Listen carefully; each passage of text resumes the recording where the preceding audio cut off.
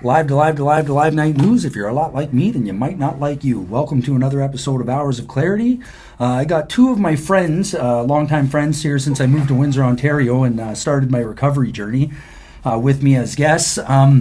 Today, I just wanted to announce that I'm going to be partnering up with SOS, which is Seconds of Sobriety. We're going to be doing some live streaming coming in the next month or so. We're just working out some details, but we're going to be looking for donations for mental health and addictions awareness, and we're going to be getting involved with other community agencies and looking to give back. So just look for us in the near future in Windsor, Ontario, somewhere on the corner of Wyandotte and what's the street? Wyandotte and Olette. Yeah, Wyandotte and Olette. Hopefully we'll keep you posted. But today I just wanted to discuss the main topic of maybe how people are lacking in what their focus, like focus in recovery. Like a lot of people will dabble, get involved, fall off, and what we think personally that maybe we neglected in our recovery paths that we kept relapsing, right? Like those focuses.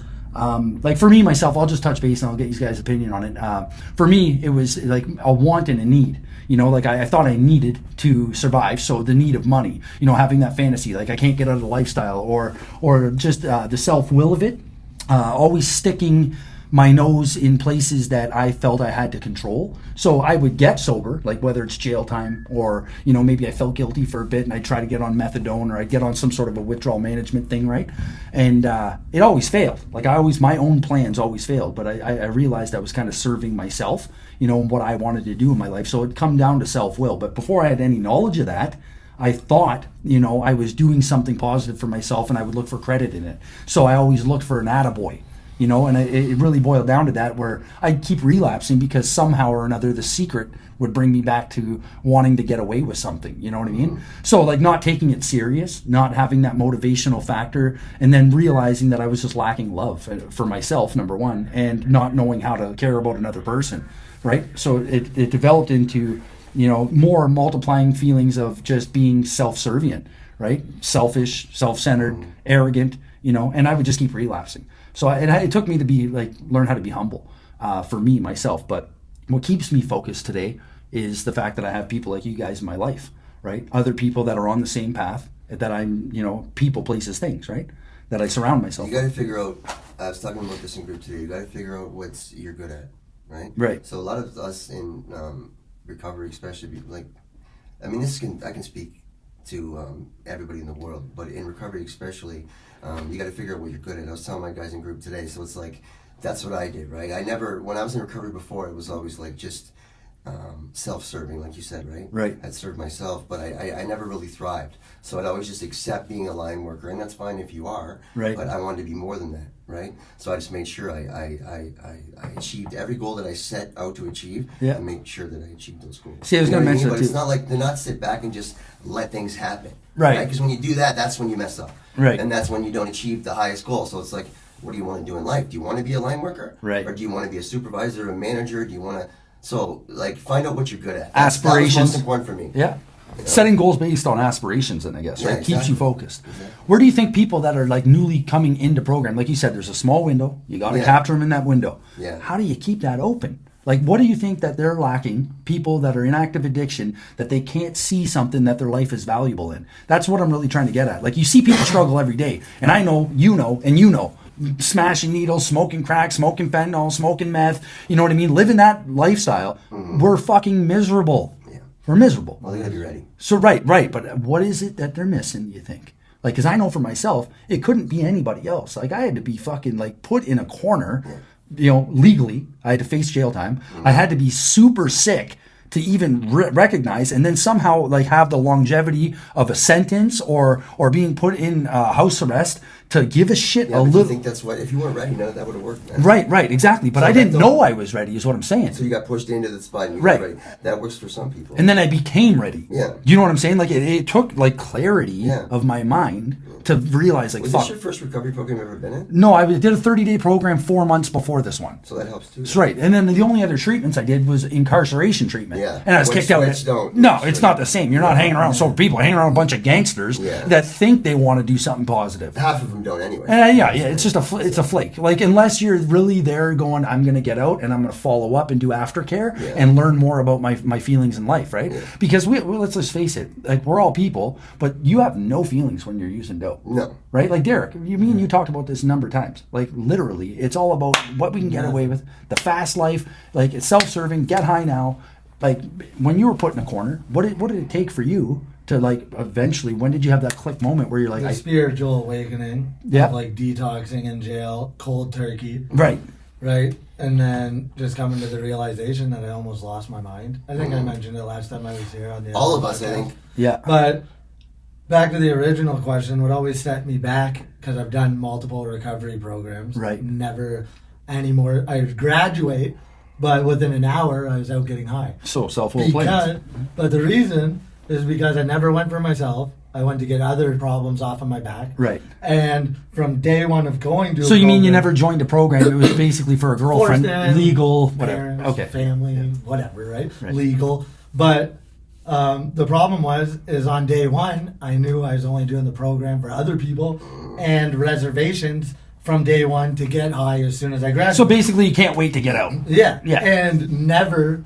Speaking of my reservations, any other time, because I'd be setting myself up. See, that's a good point. You gotta rat yourself out in recovery for the thoughts that you have, or the thoughts will multiply into actions, and the actions are negative behaviors, which will consume you. So this time around, and the lifestyle was the hardest part, right? Right. Like, not the drugs. I've, like you said, jail. I've been sober many times, forced into it, right? Never had a problem being sober in jail. You know what's weird is that you feel better when you're sober, right? Always. And we're quick to pick up the cigarettes, pick up the dope, pick up the habits as soon as you get out. But it's more than that, though, because it's a lifestyle, right? Right, and just go back to the same thing. I can remember the day Derek snapped out of being changed. That day. Yeah. I'm telling you. It was like a day. It was like a moment in time where he just fucking became a different person. Right. In my group. And I sat there and we talked.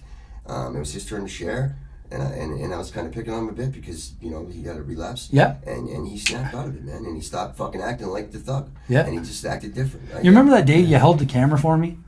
Yeah. Then when I was doing one of those talks, your... it's literally, I think, the first episode the first video I've ever posted on this channel. And I remember meeting you around that time, and Chris, and like getting our friendship started, right? Yeah. And it's good to see. It's a blessing to have you where you are in life. Like, I look up to you just as much as we are friendship. Like, and me and you, us three are tight. Yeah, 100%. Right? We're tight, right? We're tight, and that's what you need, man. Like, Father Paul would be looking down, smiling, be proud of that, because he would see that us, and not just because it's, and you know why I'd be extra happy is because it's not just Brentwood, right? It's other programs. It's because we've taken it and we've different organizations and we spread it across the city. Right. We wanted that. Yeah, 100%. And like, I remember Mark Sikora telling me, based on that comment right there, Mark Sikora is the director here. He said to me one time, he said, listen, if you do have to go home and you're going to face your jail sentence after program and you don't get approved for THU and legally you're not allowed to stay in Windsor, he said, just bring Brentwood with you.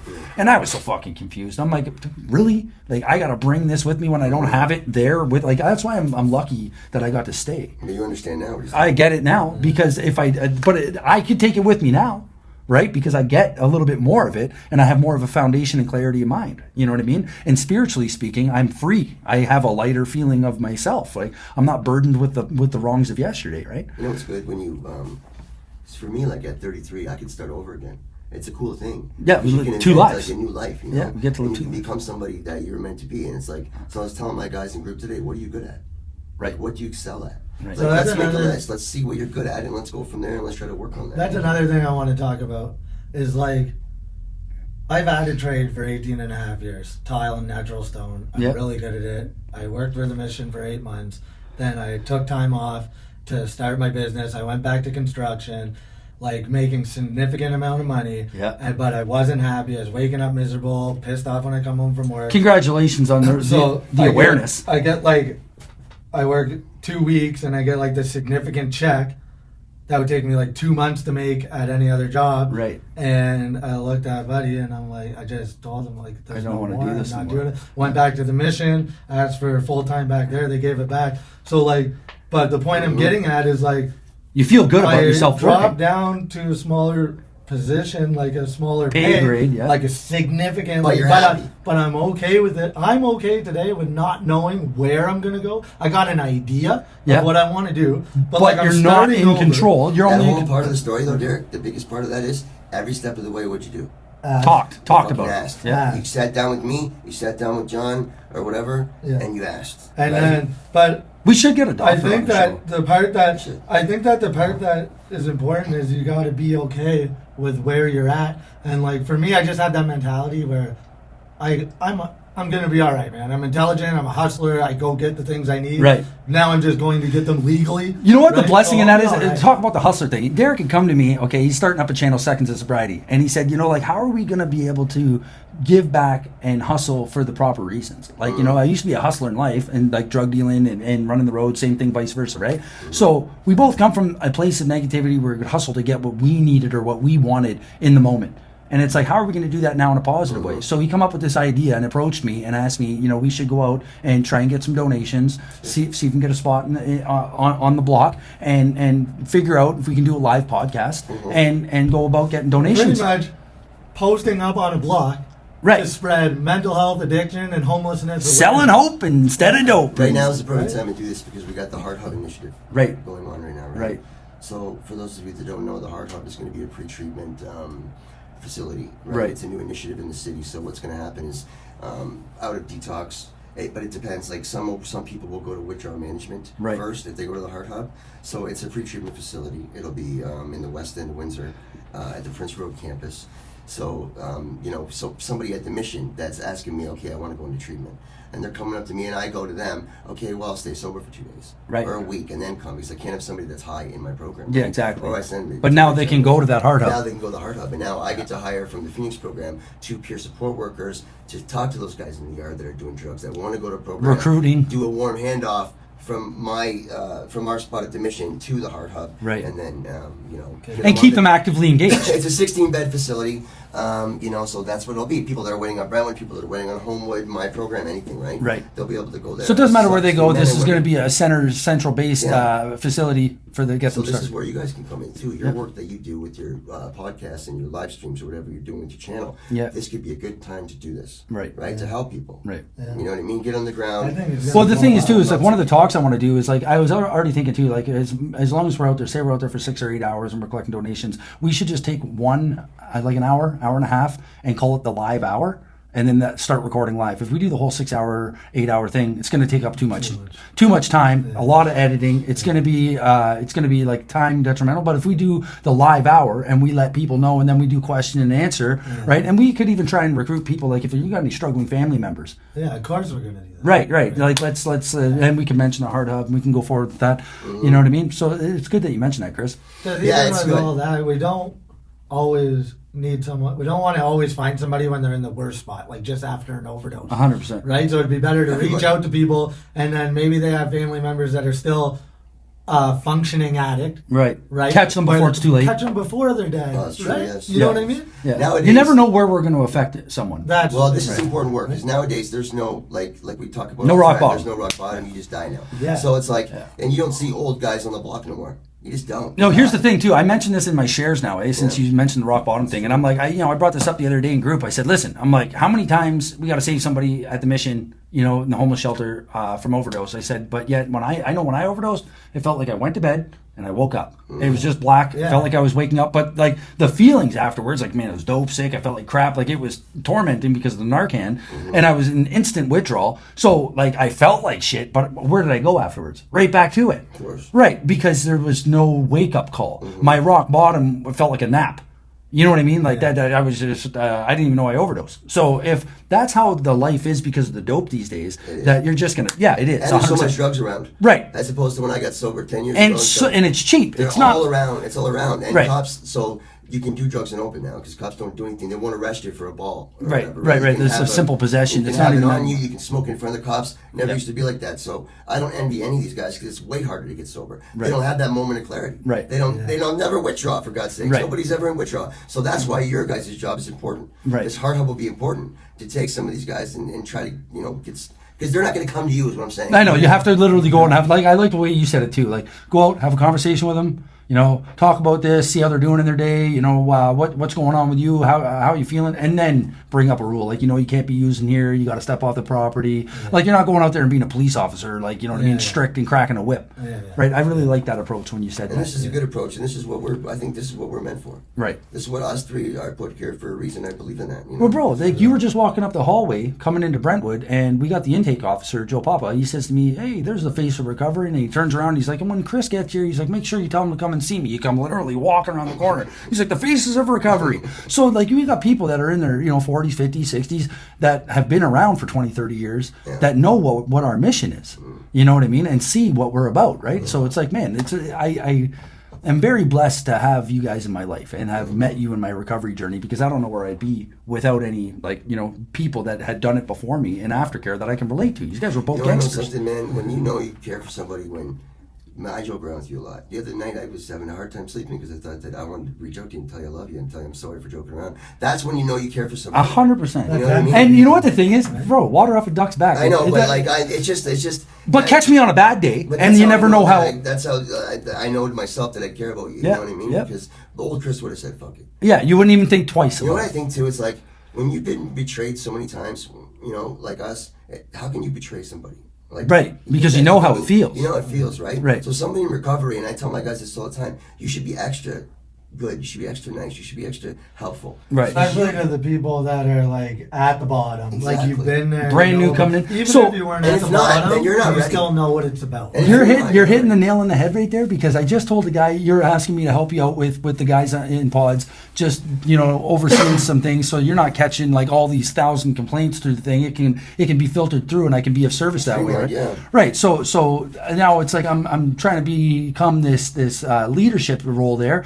And I got a guy just complaining about the way somebody else is acting. These are small things that you guys can work out together. And that's the point of recovery and the program. Right. Is to learn to sit down and not hold on to your feelings and let them ball up till you do something. Right. So I sent him a text. I said, listen, the goal here that Chris has in mind, without even having to have a conversation with you about it, is not to get people kicked out of treatment. It is to simply have people work out their problems and be held accountable and grow from their experience. And develop a structured routine. Accountability, responsibility. These words are the words not commonly used in the past life. 100%. You know what I mean? 100%. And I know for a fact that if I didn't make mistakes and be given chances, right, to be able to change my routine and my actions, I wouldn't be where I'm at, man. Yeah. Right? None of us would be. No. So I think that has a lot to do with the second part of the question that I asked at the beginning of the show, where do you think we're neglecting as addicts? Where do you see these people not like taking life serious enough, or not holding on to that window being open and remembering what it was like before? So I think there's a couple problems in society in general, right? As far as the drugs and all this stuff goes. Like, so the whole, if you have like a ball or less or whatever it is, you don't get arrested, right? Right. Like, all that's telling them is you're allowed to use. You know what I mean? Right. So, and then also all the safe supply stuff is like giving them free dope. Like, I remember 20 years ago, man, even if you had a crack pipe in your pocket, your possession. You were shook. Possession. You were shook. That's Like, just pulled over, you're going, everything was hidden. Yeah. Everything. Yeah. Right? Like, you could not have it. If the cops see me with something like that, they would love it. They would be like, okay, I got you. Exactly. They were looking for that, Nowadays, I'm watching a guy load up his crack pipe the other day. I'm leaning right over him going, buddy, like, you're not supposed to be in front of the police, yeah. Right in front of the cops. They're in the hallway. And that's not a knock on the police. Like, dude. No. At all. That's not a knock on the police. That's just where society... The legislation changed the rules. And the drug culture has gone to. They have been so flooded with narcotics, and the court systems are so flooded with these guys that they threw their hands up and they said, listen, this is what's we got to focus on this. And the dealing and stuff like that. How do you get out of addiction when everything's being supplied to you for free? Like Dilaudid, Hydros, like the same. I can be on methadone and still getting pills and using. I get that they started these things as a solution, right? But I just personally don't think keeping people on drugs is a solution. No, 100%. It's hard because you got to realize too that it's a tough line, because you got to realize that people are just not. Some people aren't going to get better. So it's like, it is tough, but you got to realize that the fentanyl is going to kill them. So they're looking at this as a safer option, and an option, as opposed to doing fentanyl and dying. Listen, not everything's going to be perfect. By balance, is it great? No. Is it better than leaving them up to their own devices? Yes. We come from everything that happens. It is tough. Everything that happens in Vancouver filters down here. Usually, that's what happens. Like Right. even the drug culture and everything, from the heroin, the fentanyl, everything comes through here. So even like initiatives like safe injection sites, safe supply, it all filtered in from Vancouver, right? Well, And then it's not working there. the main thing is like we can have a good life. We do. We're proof of it. You can have a decent life. Great life. Doses of happiness. Right. Great life. Yeah. However you perceive it. Right. Like, Great life. I'm okay with being bored today. I'm okay with like you were saying. You know what I mean? I'm fine with making less money if I'm in a peaceful place. Right. If I have peace and tranquility in my life, which are two words I never fucking used as a road runner. Okay, let's just put it that way. It wasn't no fucking peace and tranquility in anything. But today I can recognize that that's a valuable asset. Well, So there's today- no fantasies. Today in my life, I have a great girl Yeah, you do. who has 2 great kids. Okay. Yeah. I don't ever have to worry about a damn thing as far as like, what did I say yesterday? Was I like covering lies? yeah. I never have to worry about that, bro. Okay, so- I never have to worry about And my I'm phone. not- let me say- My phone can be on the table. And you don't have to worry if about she hiding it. needed to use it for anything, I Exactly. don't have to be like, why are you grabbing my phone? It's like, here you go, babe. There's no Like, jealousy. I have No, no, nothing no. to worry about. I love it like that, bro. And- Life is easy, bro. We're Yeah. not living in fantasy today. Right. And that's the difference. When I lived in fantasy before, it wasn't reality. I wasn't grounded in reality. When I go home, I can see my kids. They're in front of me. That's my world. That's my life, you know? Yeah. My beautiful kids, my wife, who I've been with for 14 years now. Yeah. You know, and we used to lead a whole different life together. So let's talk about this relationship stuff for a second. I promised Eric I would do this. Okay, of course, about a yeah. month ago. So We relationships. just got to ride. I Right. got to ride here with JC. She's Right. amazing. So let's talk about this. It took you about a year and a bit to start like getting into that relationship aspect. Yeah. Okay, Chris, you were with your wife using and getting it back clean and into life with your kids. So you already had your relationship, but you had to learn each other sober. So it took a while for that, I like each imagine. other. Right. What do you guys think about this 13-step thing? You know, guys are graduating and they think they can take their will back and jump into relationships, and you see their fall down more often than not. They're out there humping a fucking a sewer grate on a rainy day, jumping into the first wet spot that they find. You know what I mean? Which is crazy. it's crazy. You know, like Father Paul used to tell me, you got to concentrate on yourself. I think that I stress to everybody that you got to concentrate on yourself. You know, Right. very rarely have I saw somebody.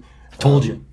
So we're supposed to have a foundation, right? Right. Of people. Like, you guys are my foundation, right? Yeah. That's Yeah. the whole point of everything. Get your foundation, then you can People, build the rest. the places, So- the things. So, like, if you're not asking the people that are your foundation and then, like, your sponsor or counselor, Right. direction, What should I do? What should I do? Because they're not, if you're a week out of program, I don't think they're going to tell you to get in a relationship. Or even start dating. maybe a friendship. Not even, bro. Like I had Paul, my group leader, tell me a number of times. Like I So don't, there you go. I don't So agree. not with it. even that. So Like, there so you go. because I went for direction, I remember I was like 7 or 8 months or whatever. I was working at Magda car factory place there, and I said, you know, there's this girl. It's in NA. She's been sober for 7 or 8 years. Do you think I can go for coffee with her? He said, no, not a good idea. He said, because you're too fragile. You're not ready. So, but you took the step of asking. Right. You listened. And Did you I like probably the did- answer? You You know, probably Father did Paul not. used to tell me, Right. let things happen organically. Right. So regardless, if you're looking for it, that might not be a good option, Right. right? Because you're fresh in sobriety. Well, that's self-will right there. You're starting So, to look for yeah, your exactly. own If satisfaction. things happen organically, Right. it's different. Right. You know, and if there's a spark there and there's love there, you're not stopping. Where they say God's will, Who's it's gonna meant to stop be. that? Right. Nobody can stop Who's that. gonna stop right. that? That being said, I mean, I'm you know, going to look and go to an NA meeting just to look for a girl, you know, Right. and stuff like that. People do that. And you know what? Here's the thing. I'll be honest too. Like when I seen the girl at the NA meeting, I would always try and be at the table she was at. You know, I was trying to make it my will These to are the small angles that I was doing, not telling anybody. Yeah, you're Right. right. Then I go to my later on in life. I did. course. Yeah. It had nothing to do with that person, but I was not doing the proper things throughout recovery, Of course. and it kept my It's the soul sneaky, manipulative Sneaky, stuff. yes. So that's not organic. You're making that happen. Right, exactly. Self-will is going back, like running your life Yeah, again. Dave Richardson said it today at the mic. He said, you know, he's like, I think we can take the opposite of self-will and call it free will if used in a positive way. He said, you know, God gave us this thing called free will. It's when we start taking it for selfish reasons When instead does it of stop being free will? when you start doing it for yourself, Right. then it becomes self-will. So it's like if you have your own motivation, your own tactics, your own angle or outcome, right, in mind, You're not going to have that money that you worked for. You're not going to have that girl that you worked in a relationship with kids or happy life or that freedom and peace, right? So it was a big thing for me to like really look at the relationship aspect where I can see myself and other people that are just graduating. And I'm like, oh, fuck, that guy's definitely not going to make it if he keeps his actions up. Yeah. You know, like I can see where people are faulting just like they could see it in me, right? Yeah. You know, it's a blessing to be part of a fellowship like this. It is. Honestly. For you, going back to school, Chris, when you finally took that step, it was because they asked you to, no? Like when they wanted you to get this program started? No, well, it wasn't. That was before, so I went to school before that even. Okay. Like, that was part of my goal. So I washed dishes at Mezzo's. Like I did recovery for 6 months is what it was. Yeah. Nothing else. Right. Right? Like rewinding before that, when I first got sober for a month, I had warrants. Right. Remember I said that? Yeah, and you had to go back to jail. I had to go back to jail. So I got out, did the mass program, and then after I graduated mass, I got a job from a guy, a really great guy, Charles, and he baked at Mezzo's. Okay. So he got me a job at Mezzo's washing dishes. Right. So that's what I did, and then I knew that, like, the old person that ran the mission, Ron Dunn, said to me, like, if you do good and roll back in school, I'll hire you, you know? Right. Do what you have to do, stay sober, and we'll hire you eventually. So I did that myself. I washed dishes at Mezzo's, went back to school, and then after I was in school for about 8 months, I went to him and say, I'm in school, you know? This is what I want to do. And he did, and then I quit my job at Mezzo's, and I started working at the mission. Yeah. So that's what happened, yeah. And that was early on in my recovery. That was a step I had to do beforehand, because before I even knew, like, I didn't have to have that school really to work at the mission per se. Right. I don't think he would have hired me anyway, but I knew what I wanted to do to become addiction coach. So you had futuristic goals. Yeah. Right. So and it's you like, stuck by I them. think that's important. Yeah, 100%. Everybody always stresses one day at a time, and I agree with that 100%, but there's got to come to a point to your recovery where you got to look at goals. Okay, so this I seen a video this guy was saying about just like that. He said, listen, he's like, I start my recovery journey. He said, you know, you have these one day at a time aspects. He says, but when does recovery become recovered? He said, I live a decent life now. He said, I am recovered. I'm still in recovery. Yeah. He said, I'm helping other people to get recovered. He said, I'm running my path. He said, and I tell people all the time when they relapse, you know, they think they're starting over at day one. He said, no, you're not. He says, the fact that you think you're starting off at day one, you're beating yourself up too much. He said, you're your own worst enemy. He said, because they relapsed, you mean? Yeah, because they relapsed. He's like, you might have one day sober. He said, but you're not day one in your recovery. That's the key. He said, here's your recovery journey. He said, you think you run a football 40 yards and you get tackled or you drop the ball, that you got to pick the ball back up and start back at zero? You know what I learned about, and I tell my guys this all the time, you know what I learned really relapsing so many damn times? Brentwood 17 times. You keep the knowledge. But more than that, if you catch it right away, it's like, don't let it go for a month. Don't let it go for 2 months. Catch the freaking shit right away. So that's where the key thing is, man. Like when I relapsed the last time, I came to group. It happened on a Sunday. I came to group on Monday. Said that I relapsed. It was a 1 day thing. I already had 8 months sober, 8 months sober before that. So that relapse, yeah, I restarted my time as far as like got my white chip, did all type of thing, right? Yeah. You did, yeah. But your knowledge and mind. It was a 1 day thing. It didn't set me back to start over. I realized I didn't want it, and I just picked up where I left off and kept going. Right? Correct. So I was still 8 months sober, but as far as chips go, and when some people ask me how long I've been sober, I restarted my time. Right. But as far as life goes, it was a 1 day thing. Right. It didn't set me back on life. Now, if I wouldn't have been honest the next day, it would have turned into a week thing. Right. And in those 7 days, I would have fucked up all of it. And physically draining. And then maybe not come back. Well, that's the thing. Right? Your mind and your body would have suffered, like the withdrawals and the symptoms and all the psychosis and all the things would have came back. Would have went back out for 5 years. And thank God you had somebody to talk to. Right. Thank God you had people to hold you accountable and say, what the fuck? You know, this is what you should do. And the disappointment from people that are close to you, let's be honest, it hurts way more now, letting somebody down. If I do it without a substance relapse, right? If I'm relapsing, like I was arguing with my girlfriend about some nonsense the other day, right? And I'm like literally having to tell her at the end of the argument, I'm going, listen, everything I'm saying right now is not truly how I feel inside. I'm sorry that I'm saying things just to cut your heart. Like, I'm not trying to hurt you, but I literally am. Like, because I'm hurting inside. So I'm lashing out, and I'm really wanting to tell you that, like, I love you and I'm sorry. And I want to move on with our day. Like, I want this to go in a positive way. When did you say that to her? At the moment? Right in the moment, bro. Like, I was blah, blah, blah, blah, blah, blah, and then I'm like, pause, time out. I'm like, listen, I'm not meaning any of this. Like, I really actually love you a lot. Because you hurt. And then you go back after you do that. So whatever my self-righteous, self-righteous justifies. It's like, you know what it is? It's like, It's a learning curve. It's just hard because you live this way for so long, right? Right. And it gets ingrained in you, right? And The some part of me reaction, wants that control, which Yeah, isn't control. there. It's a fucking But at falsehood. least you had the awareness to To notice take what a step you're back. doing. Yeah, Yeah. exactly. It still Well, sucks because we awareness can is- hurt the people, and then seeing the disappointment, it's just like, man, I'm letting them down. Like, fuck. Yeah. It's a And big a lot kick of in it the is ass. too is because we know that they'll still love us, right? Right. And that's selfish on our part. Right. You know, that's very selfish, you know. So I say sometimes it's like 100 or 1,000 times throughout the day that I slowly, like I don't even realize it, but subconsciously I'm like checking myself in recovery. You know what I mean? Like I'm like catching myself, Well, slip, like, catching myself, slip, catching myself. Slip. Even with the good macro, like sometimes I come to Brentwood, things happen in life, and I'm fuming outside, right? Yep. Something happens, and I'm ready to go off, and then I'll come in a group, and I'll go off in group how I wanted to go off back at home. Yeah. But then my back at home doesn't see it. The They group don't- sees you don't take it and home. They don't judge it, and it's not hurting anyone there. Right. And then So it's like sitting in a group with like 15, 20 people, and here he is having a temper tantrum about his life, and he doesn't have to ever show that part of him to his wife. So group therapy works. Yeah. Right. We're the lucky ones. We are. We're the lucky ones that got a chance to release this stuff and this anger and this hate and this Yeah. resentment that we And they have. don't have that. No, man. You know, people see psychologists and stuff, but like, and then that's great too because you get to release. But you get to do it with friends. And people that are like-minded and relative individuals that have the same Exactly. problems. Because you see a psychologist and that's all well and good. You know, put down anybody that does that, but he's not saying, no, I do that too. Well, here's the thing. You know what I mean? Let's I went just, through the same where, thing, where is right? it? Where is this thing? I was just laughing about this in my music video the other day. You got some guy sitting here with a clipboard and his little pen, and he's just, yeah, I understand. Yeah, okay, so tell me about this and tell me about that. Like I've been through counseling my entire life, psychiatrist after But psychiatrist. there's great psychiatrists. No, I'm not saying there isn't. But I mean- I'm not saying there isn't. But let's just put it in perspective. You said it yourself. Yeah. Guys with life experience. Well, yeah, that's what I like. You know your relative. Exactly, and that's why we got a leg up, I think. You know, and we Yeah. got to take advantage of that. That's the problem. When I turn my back on recovery, I do it, and I go full tilt because I'm so embarrassed that I did in the first place. Right, and I'm not saying that doctors don't have a way of emotionally or mentally connecting with their patient, because I know they do. Like I had seen Shannon Ellis. There's great, just yeah, like your profession. There's great people. 100%. Like I just know for a fact that me sitting down with another man that I know has done pretty much the same shit in different circumstances as I have throughout my life, Yeah. I'm a lot more trusting with that person in recovery.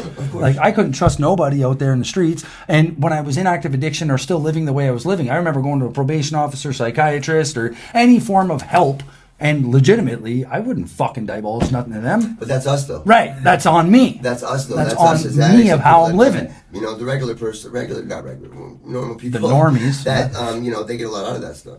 Well, this is the thing. But it's what we do still. Anybody should be able to go and ask for help. And I'm not bashing that whatsoever, No, because no, I know but that when I it's- seen the psychologist here, great help. But her advice, great. You guys have one here now. a lot of the time, her advice was, you know, do this, this, and this. I want you to do this checklist of your emotions. I want you to write down, journal. I want you to go back into your memories. Tell me about your feelings. And she had good advice. Yes. But most of the time, at the end of it, was you need to go and have a one-on-one. You need to go and get with the men. Sure. Right? Share this in group. Like, dude, it was legitimately Full of policy. right along the lines of where we already are in program. Yeah, that's what the policy. Right. So we can get the healing from other people that are recovering, just like AA, NA, any other group therapy. Yeah. You know, and it's like, I don't know, man. I always said this too. Program, doesn't matter which one, as long as you apply yourself and you follow up with that. And I matter. think It like doesn't goals, having goals in life once you get into recovery and start to live sober. Like, And let's not make unrealistic ones. yeah, like I'm talking like, okay, so when you're first into recovery, your first goal can be make your damn bed in the morning. There you go. Right? Small goal. Do my laundry. Yeah, do your laundry, shower, that type of stuff. This Easy all comes stuff. down to Routine. routine. Yes. And then- How do all three of us say that at the same fucking Routine time? goals, And then once you have that, you can move on to bigger things. So let's say, this is from my experience of what happened to me. I was at the mission in the Phoenix program. Yeah. So small goals like that, obviously, and then bigger goals. Finish the program, did enterprise, got a job. Well, now I have to get a place. So my goal, get a place. I did that in like one day. I don't know if I got lucky or whatever, but got it quick. Then go back to work. Like then my goals were, once I got a job, my goals were be early for my shift. Right. And 15 minutes early Right. every day, Yeah. right? Like show up every day. That's just it. like simple goals, man. Yeah. That it's just the routine and how you're supposed to live life when you're not. And it's paying attention to detail. That's the thing. So once my life started getting better, like I'd fold my laundry, I get the dishes done, I'm making sure that I got my shit ready for work. I'm a half hour early, or whatever your routine. As soon as I start slipping in that, I let a couple loads of laundry pile up. The dishes are in the sink. Exactly. So when bro, I was I'm on telling my you, own- I can see myself It's paying getting- attention to detail. Yes. That's where things slip. I can And see that's myself getting more miserable. Me getting in a relationship, back to the relationship thing. So when I was on my own, living in a bedroom, No problem. no problem. Laundry always on point, always room clean. Bro, you're never speaking a out of my dish, mind right never now. a dish. Now, sorry, babe. Like my girl, she's like super clean, and it's like sometimes I feel bad because like she's on point with everything always. Yeah. And I slip, and I'm like, okay. So I come into group, I share about it. I'm like, Yeah. I got to get better at like. I know you've heard me say Yeah. letting the dogs out in the morning. I'm terrible at it. Right? Yeah. She gets up every morning, and I know it probably drives her fucking. That she bananas. asked you to let the dogs in the morning? No, she don't even ask. But I know she's probably pissed that she. Well, man, if you But could, I know. I just. if small you could things. accomplish So those are the a things couple you gotta things do. for her, you know you'd feel better as a person. Yeah, If you yeah. got up and the coffee's waiting, the dogs are outside, and But she I'm gets like up and that goes, too. oh, But oh. I'm like that too. But I know these are the small things that I got. Hey, I Me fixed too. the drugs. I got out of the lifestyle. I have Right. a great life with the girl I'm with now. Right. But like, there's still things I need to work on, and it's nothing to do with being on drugs. It's just small character things that I just can't. I don't. Which, by the way, I shouldn't rely on. And you got somebody. those too. listen, they say this in recovery, Wait, and it's a true statement. It is not the drugs or alcohol. It is not a substance that we are addicted to. Right, something Physically, we are. But once you know you've been in a program or detox for a week, how are you living without What drugs? does that all come down to? I don't want to do it. How are we living without drugs and alcohol for a week, a month, 90 days, but yet we're going to go back out and relapse? Well, because you didn't work on your character defects. But It's man, what does that all come 90%. down and do it that I want to do it. Right. She Picking and She choosing. asked me to do something. I don't know. Right, And then selfish. and then I'll forget. Why am I forgetting? I shouldn't forget that. She asked me to do it. I should do it. Right. I gotta work on that stuff too. That's what 100%. I need to work. I gotta work on that too. You know, because ultimately, who's been there for me? Well, a lot of us too. Who's been there for me from jump? When we get clean, we think we deserve a fucking pat in the back somehow. That life should be fucking. But we don't. No. Because we should have never been in that position to start with. How many times you Right. hear me talk about the tough guy? We all thought we were tough. And Why who do you do you- guys, out of everybody here, who do you guys love more than anything? Who do I love? Your girl, right? Well, I love Your girl. myself No, I first. know, but I'm saying. Which is fucked. Well, that you gotta work on that too. Right. But Katie, I love Katie more than anything. She's been Yeah. there from when we were using together, right? Almost dying, and getting hit with a baseball bat in the freaking in the noggin, Right. Her But you having- guys have been through everything we get through together. everything together. Yeah. But she's always been there for me, you know. So when push comes to shove, I should do anything she wants. Yeah. You know what I mean? I really 100%. should. Well, here's the thing too. Yeah, Like, time's over, me and you know. Alicia, we're getting a point where we're learning the sober people that we're together now. We've always been in active addiction when we were like It's together. like me and Katie. So yeah, 100%. So it's like now we're back together. It's like we're learning the sober people that we. It's a new. It's actually a shock to me most of the time because I don't know what the fuck to do. You're lucky. And then You're yeah, a good girl, man. Being in my first Both sober ways. relationship since I was about 17, 18. right. But I want I to look back, nothing against any of my exes, but I look back at the past ones and Yeah. I'm like, Why was I thinking? Why? I know. Why? Same here, Like, bro. same- But and then I look at them and I'm like thinking how they were with me, and I'm like, why? Why would you choose me? Why Yeah. would you be with this? Well, bro, let's just face it. 'Cause I was a we bad all person. wanted the bag. Like that's what it boils down to. Like I've said this another time too. I'm like, you think all the girls that I've ever been with in my life wanted me because of Matt Hermes? They didn't even know who I was. I didn't know who they were. I don't even know the names of all the people that I've slept with. That's fucked up to It say. all boils down to this, though. It wasn't your Right? soulmate. No, 100% it's not. God put these girls in our lives for a reason. And you know what? They're lessons for me today to remember what I have now. So if I didn't go through what I went through or maybe treat people the way I treated them negatively, I wouldn't have this aspiration to be a positive person today. God put Right? myself. God put you and you in my life for a reason. Right. God put Katie in my life for a reason. JC, Alicia, same thing. Yeah. I'm a Right? firm We're all here for a believer. reason. Those other people, they're a part of our story. Yeah. But they were never supposed to be with us anyways, right? They're just a part of our story. Yeah.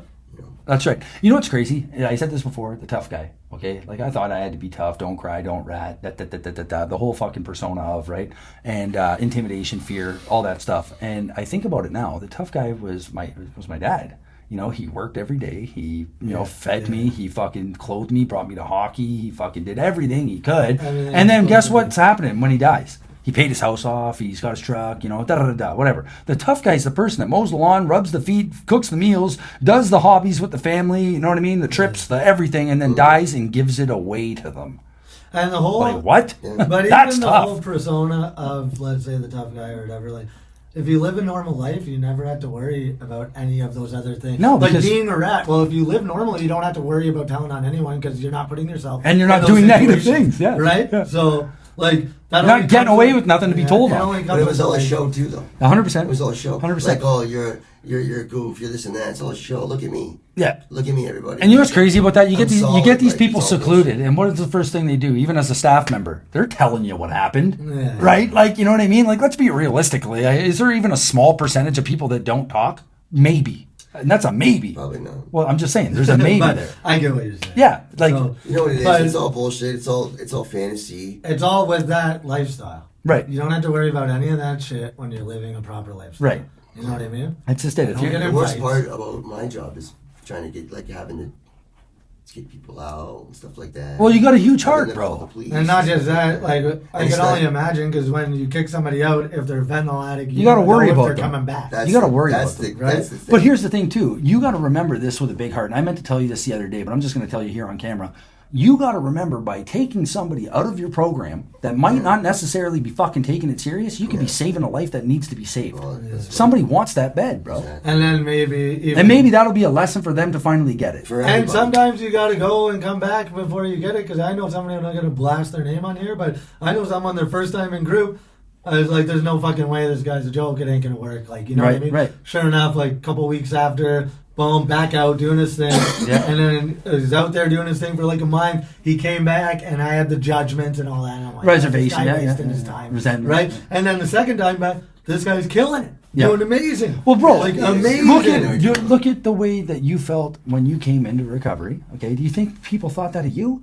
100%. Someone Not at somewhere. first. Listen, Yeah. someone Well, somewhere like- thought, "Fuck, this gang ain't gonna make Yeah, it." at first, I get messages. I didn't think that. I thought he was gonna do good, Bro, but- I get messages all the fucking time. I can't believe you're fucking sober. Yeah. What- okay, I had a guy come into the mission. I'm not gonna mention his name, but he's from up north where I'm from, Sault Ste. Marie. He ends up in Windsor. He's He a guest. knew you? Yeah, he knew me. He said to Derek and a couple other people that were working, like, "Man, Hermes works here." Fucking Yeah, right. yeah. He ain't did. sober, I remember. bro. Yeah, yeah. And then he sees me. He's like, "Wow, you look good." I'm like, "That's because So I'm listen clean." to that. He was at the mission, or He was a guest. He was a guest, yeah. right? Listen to this. So I'm working out a couple months ago, maybe a year ago, because I was at True Fitness still. But I had somebody right before I got locked up. Both of us get locked up. We bring some stuff up to London, get a $5,000 check. I put it in my bank. There's a 5-day hold on it, right? Yeah. So during that 5 days, buddy gets locked up. Yeah. So I got the money. Whatever, you know what happened. Right. Drugs. So you know what happened. Yeah. So I end up getting locked up. I get out, go to group, end up getting sober. This guy calls me like 6 months into sobriety. I answer it, right? He's like, "Where's my money?" And I'm like, we have like an hour conversation, right? And I'm like, "Bro, I'm out of jail. I'm in recovery. I'm living at the fucking mission. Like, Yeah, I remember you're not that. getting I it. remember Like, that. you're not getting it because I don't have it. Yeah, Not yeah. being a dick about it." But then he's like, "Yo, bro, I just want to call you. See, I heard you're actually doing good. I can see, obviously, you're sober. You're in the gym. Like, don't worry about it. It's all good." See, because people Oh. in that life don't necessarily want you to fuck up unless they're seriously hurting themselves. Now, there's You know? probably other people out there. Depends that how do you not. deal with- I can guarantee you, there's other people out there that do not feel that way. Oh yeah, Don't it feel depends who that you way. deal with. Certain people, let's be But that's just honest. one- Nothing's black and white. No, it's not. And, Right. and let's just be honest. There's some people that will never get better, man. Yeah. There's some people that come from generations of this, and it's just hard for them to break the cycle. But some Or, people, like you said, they don't want it. some people just don't want it and will live that life forever. You know what I mean? Yeah. You know, and it's sad, but it's true. Well, here's one for you. Okay, we're talking about one of the guys that showed up couldn't talk today. You know what I mean? How that whole thing happened. We're not going to get into details because it's disclosing information. Yeah, But the thing is the guy that had that happen to, the person that was inflicting the situation on him. It's like he was asking me about treatment not 3 weeks ago, but then you're acting like this 3 weeks later.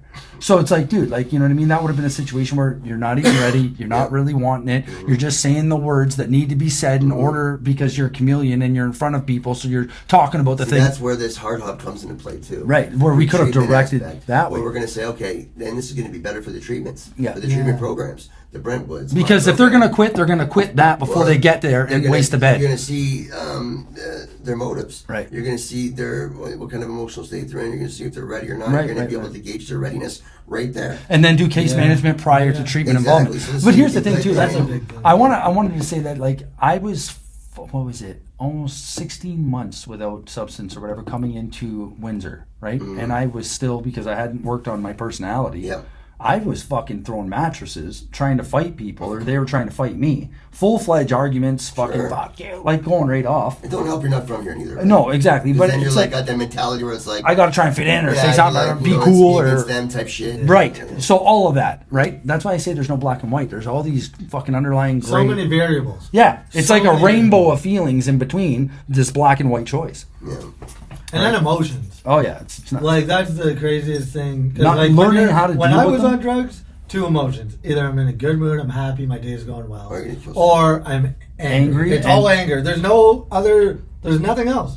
Either I'm happy or something happened and it's anger. Whether it's and everybody pays. whether the price. it should be sadness or something else, it's always anger. Listen, I You know used to. what I There was remember. no high or low with me. I was high and high. Yeah. Like I was mad. I was mad. I was happy. Yeah. There was no. I was never. Yeah, Yeah. exactly. There's so no then calm. you get sober, and then you get like a year into sobriety, and you're like, oh, there's these feelings. when Learning it's your like that. emotions. and then learning then it's not like to this. react off of And- the feeling. Right. And at Hard. the beginning, when you get sober, your emotions go from to this. Right. And then they're all over the place, and you're going, how the fuck do I regulate this? You Right. know? Exactly. The part of it too, man, was like learning to feel my feelings, but not do anything. Yeah, Like don't not react. not fucking exactly not react to those things, and then being able to communicate them properly. The long and short of it is recovery is not as complicated as our addict and controlling minds can make it. It's very simple if we just include other people in recovery. So if there's anything that I can tell anybody out there is just to give yourself a chance and do what you can throughout the day and not try, because you're going to quit if you keep trying doing The things. thing is with us too is you're right, man. And the thing is with us is we think too much, right? So we get bogged down with these thoughts and these feelings. Yeah. Life still happens. You know what I mean? 100%. 10 years sobriety, it's like Find the foundation. Right. Whatever foundation you're going to build, find your foundation. Yeah. Get into NA, get into AA, go to a program for the people on drugs, and build and find your foundation. And here's the thing. Because when you get that tight circle, I've done plenty of rehabs, but I've never built a foundation, never shared a reservation. Exactly. Right. For me, once I built that foundation, now I have a solid group of friends that are not using, Right. and I stick with them. And can't do it anything yourself. So, in my and life, let's I mention ask this. direction, You- and I follow the direction. We can't ask do it yourself, we, bottom line. we ask for help. Okay, you don't have to like the help that they're giving you, but you should listen to it. exactly. You should. And another quick thing, like when I was on drugs, I would refuse help if I couldn't see the ulterior motive of the person. Yeah, what am I getting in Like if return? I Or what do couldn't you see what they were getting, I felt I was missing a piece of the puzzle, so I'd just say I'm good. Okay? Yeah. In the real world, not on drugs, there are genuinely people who want to help you that have for no nothing angles. in return. No angles, yeah. No angles. All right, this is live night news. Another episode of Hours of Clarity, and we're gonna close this up. I appreciate gonna do this you. again. Remember, Yeah, SOS, Seconds of Sobriety, Hours of Clarity, teaming up, gonna be out on the block, posting up, getting this out to the whole, all of Windsor, making more awareness, mental health, addiction, homelessness, crisis in the city, because I'm gonna use that word. It's a crisis. It's a Check crisis. us out. We'll be here within a month. Appreciate you guys coming on. I love you guys. Yeah, I love you too, man. Have a good day. Life's